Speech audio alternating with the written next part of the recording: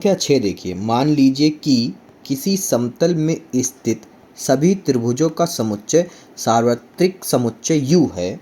यदि A उन सभी त्रिभुजों का समुच्चय है जिनमें कम से कम एक कोण जो है 60 से भिन्न है, तो A डैश क्या होगा।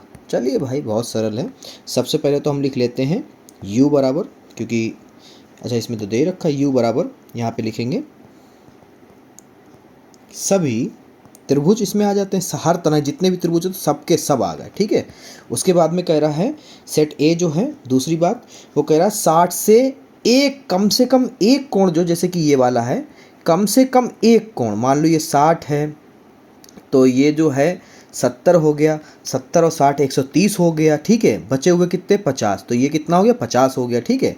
कम से कम एक, ठीक है। यहाँ तक दो भी हो सकते हैं, जैसे कि ये 60 हो गया, ये 60, अच्छा 60 मान लो तो फिर ये तो अलग हो जाएगा क्योंकि ये समबाहु त्रिभुज हो जाएगा। क्या हो जाएगा, समबाहु त्रिभुज। तो यही आंसर होगा आपका, ठीक है, क्योंकि एक से एक अगर हम लोग एक कोण सिर्फ अलग करेंगे तो देखो क्या बनता है, यहाँ पे लिख लेते हैं 60 से एक कोण भिन्न, ये बात हमसे कहा है इसने क्वेश्चन में, ठीक है। ये सेट बन गया।